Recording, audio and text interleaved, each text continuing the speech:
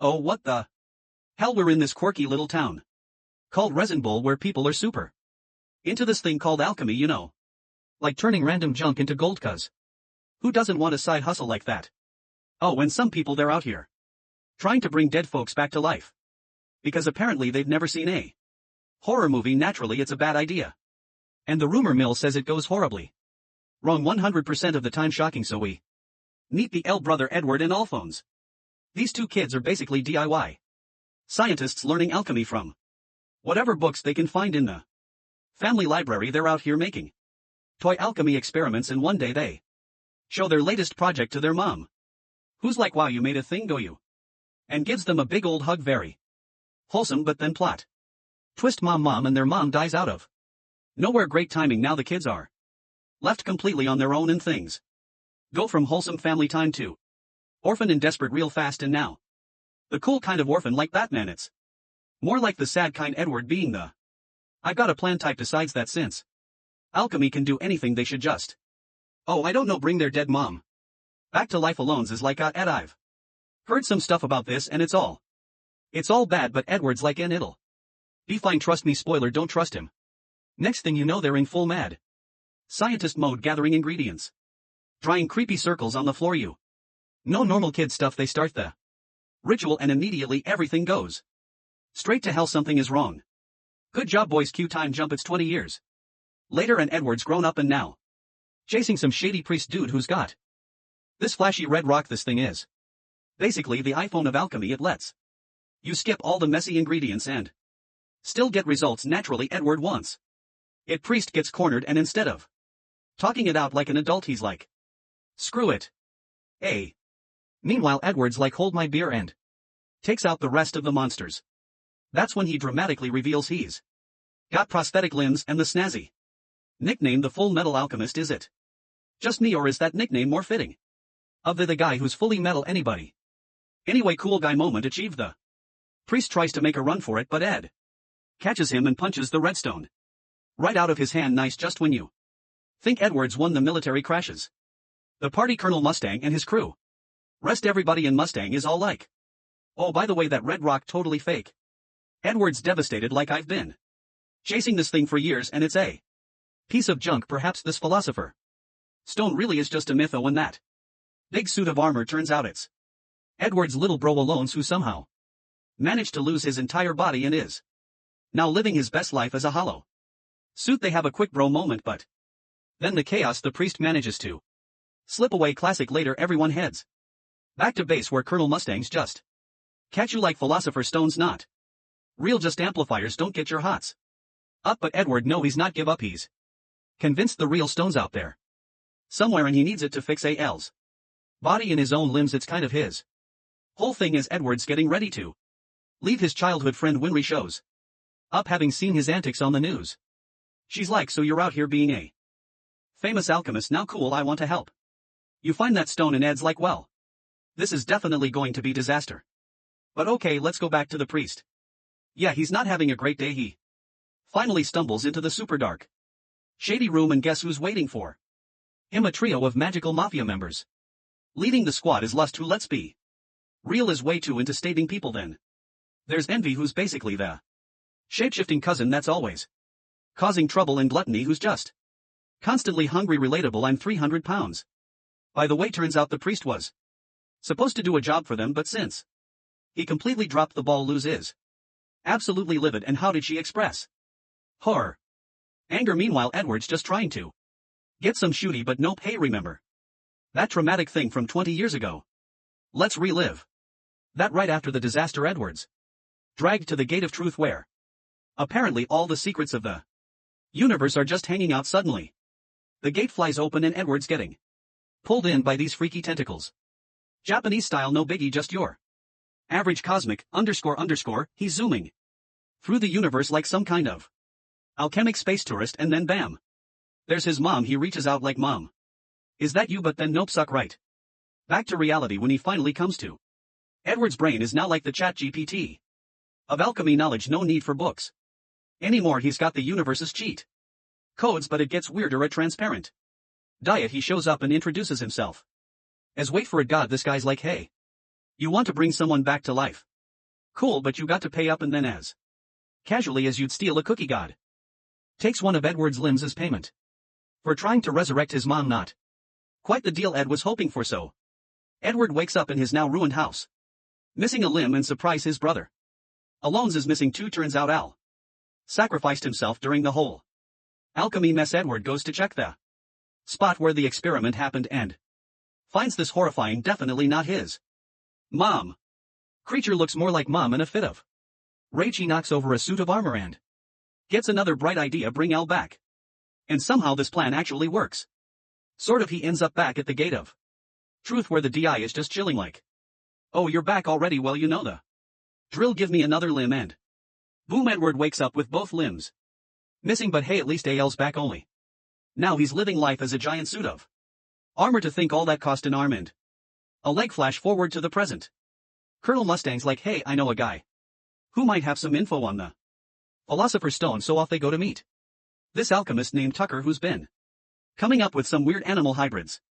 Like it's just another Tuesday. Tucker: oh yeah, I used to be a big deal in the alchemy world, but the government canned me. Now he's trying to get his job back by creating new weird creatures. No red flags. They're right. Edward and Tucker have a little heart-to-heart where Ed spills the beans about his quest for the stone.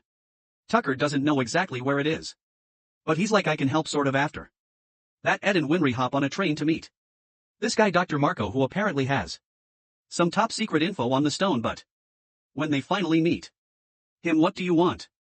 Why do you know that name? I'm never going back. When Marco wakes up, he's not exactly in the mood to chat about Philosopher's Stones. He's all, trust me, you don't want to know. But then out of nowhere, it's been a long time, Marco, I won't go back. You won't have to. Dr. Marco, as he's dying, Marco manages to whisper that the truth about the stone is in Laboratory 5, some creepy secret military building. Edward tries to get more info, but nope, Mark dies due to death. Edward races back to Tucker's place, probably hoping for some help, but what does he find? Tucker's latest experiment, a chima that communicates Ed word. Incredible, it really speaks. Ed, come and play with me. So it turns out Tucker is not done being the weirdest person ever. He drops the bombshell that he sacrificed his daughter and their pet dog for just twisted little experiment. Oh, and the last weird creature he made, it was his wife. Edward hears this and understandably goes absolutely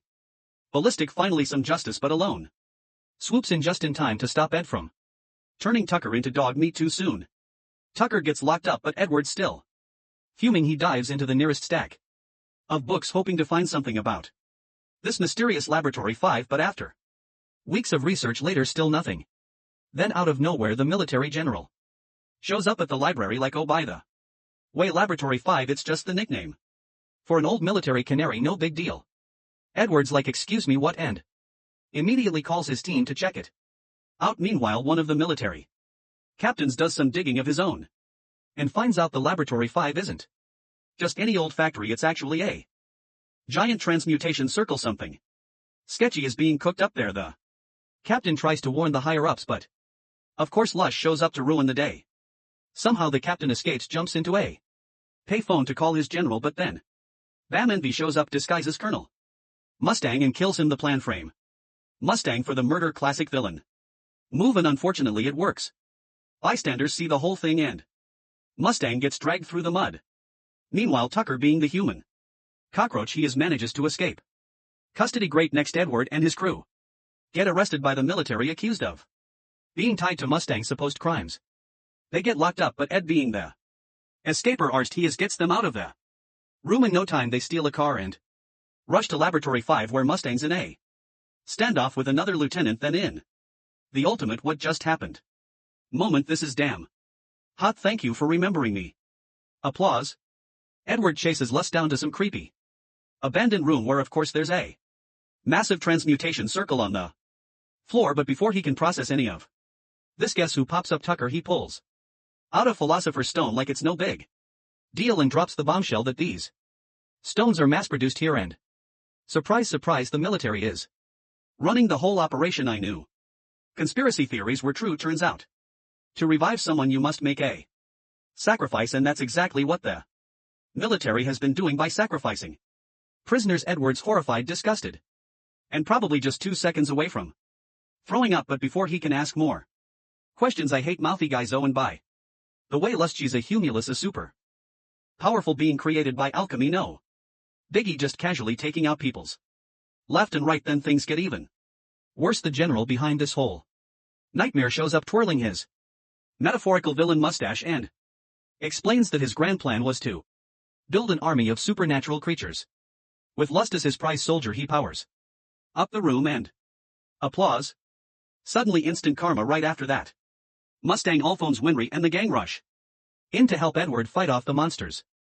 The situation not good, they're totally outnumbered and it looks like the monsters are about to wipe them out, but then Mustang has a lightbulb moment and realizes the trick is to hit them in the head. Once they figure that out, the team starts gaining ground, taking down these monsters one by one like it's a very intense game of whack-a-mole. So just when it seems like things can't get any worse, the monsters keep piling on and Edward and his team are forced outside for round 2. It's chaos. Then guess who shows up for the grand finale? Elle and her villainous crew. Colonel Mustang, still nursing that nasty wound from earlier, somehow musters enough strength to turn Envy into a crispy critter. She casually drops the bombshell that she's got a philosopher's stone stuck in her chest, which is why she's basically invincible. Edward and Muser staring at her like, are you serious? Are now Blust messed up? She told them exactly what they needed to hear. With a quick team up, Alphonse and Mustang launch a series of